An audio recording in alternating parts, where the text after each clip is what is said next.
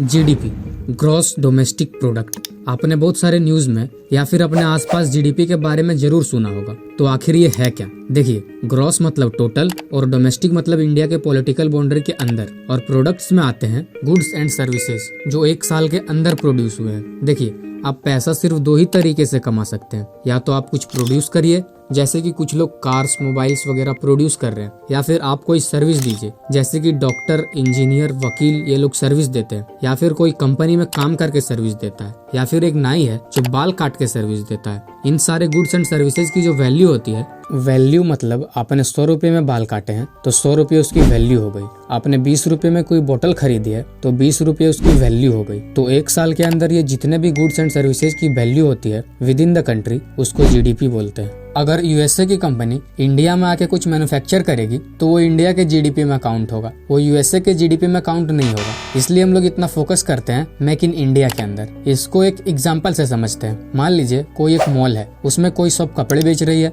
कोई शॉप बाल काट रही है, कोई बर्तन बेच रहा है, और हर फ्लोर में गुड्स एंड सर्विसेज बेचे जा रहे हैं। अगर उस मॉल में हर बिकी हुई चीज की कीमत नोट कर ले और एक साल तक करते रहे और लास्ट में उन सारी चीजों को ऐड कर दें तो उस मॉल का जीडीपी होगा। ठीक इसी तरीके से देश में एक साल के अंदर कितने गुड्स एंड सर्विसेज प्रोड्यूस हुए हैं वो उसका जीडीपी होता है। तो यहाँ एक क्वेश्चन ये है कि जीडीपी कैलकुलेट करने की जरूरत ही क्यों पड़ रही है? क्यों इतने एफर्ट्स लगाए जा रहे हैं इसको कैलकुलेट करने के लिए? देखिए, अगर जीडीपी ऊपर जा रहा है इसका मतलब कि कंट्री के अंदर प्रोडक्शन ज्यादा हो रहा है, देश की इकोनॉमी अच्छी है। और अगर जीडीपी हर साल नीचे जा रहा है तो इसका मतलब कि देश के अंदर goods and services come produce हो रहे हैं। जब कम प्रोडक्शन हो रहा है तो सेलिंग भी कम होगी, और सेलिंग कम होगी तो कंपनीज कम पैसा कमाएंगी। कम पैसा कमाने मतलब लोगों का परचेजिंग पावर कम हो रही है, इकोनॉमी डाउन हो रही है। जीडीपी से हमें अपने देश की इकोनॉमिक हेल्थ का पता चलता है, उसी के बेसिस पे गवर्नमेंट पॉलिसीज बनाती है। जब जीडीपी का डेटा आता है तो हमें अपनी शॉर्टकमिंग्स का पता चलता है, और बिना शॉर्टकमिंग्स को पता करे हम उनको सुधार नहीं सकते हैं। पूरे वर्ल्ड में यूएसए की जीडीपी नंबर 1 पे है। यूएसए की GDP around 27.36 lakh crore dollars है, और सेकंड पे चाइना है with the economy of 17.79 lakh crore dollars, और इंडिया की इकोनॉमी 3.55 लाख करोड़ डॉलर्स है। और ये चेंज भी होती रहती है। अब आप सोच रहे होंगे कि ये कैलकुलेट कैसे होता है। अब कोई कंपनी है, उसने एक जगह से बैटरी खरीदी, दूसरी जगह से चिप खरीदी और मोबाइल बना के बेच दिया, तो वो जो बैटरी खरीदी है उसका प्राइस जीडीपी में ऐड होगा कि नहीं? और अगर उसका प्राइस ऐड होगा तो जो फाइनल मोबाइल बेचा जाएगा उस पार्टिकुलर मोबाइल का प्राइस जीडीपी में ऐड होगा कि नहीं? और अगर दोनों का प्राइस जीडीपी में ऐड होगा तो एक बैटरी का प्राइस 2 बार काउंट हो रहा है जीडीपी में।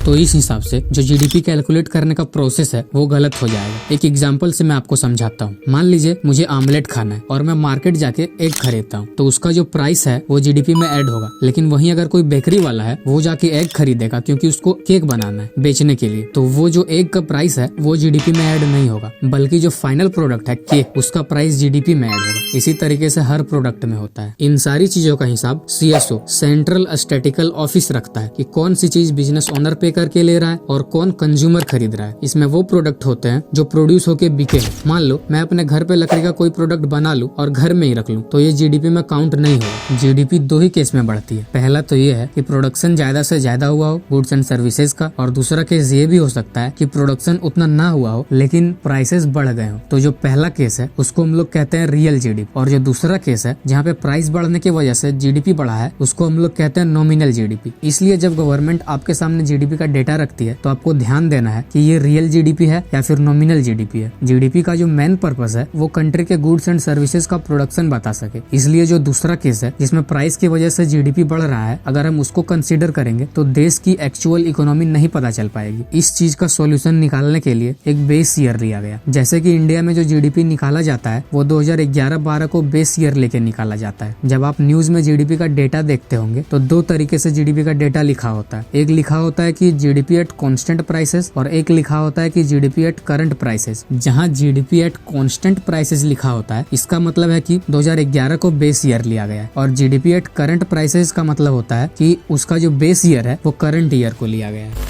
फैक्ट्री के अंदर जब कोई प्रोडक्ट बनता है तो उस टाइम पे उसमें टैक्स इंक्लूड नहीं होता है। उस समय जो उसका प्राइस होता है उसको फैक्टर प्राइस बोलते हैं, और जब उसमें टैक्स ऐड हो जाता है तो उसको मार्केट प्राइस बोलते हैं। 2015 से पहले जीडीपी फैक्टर प्राइस से कैलकुलेट होता था और उसके बाद से मार्केट प्राइस से कैलकुलेट हो रहा है।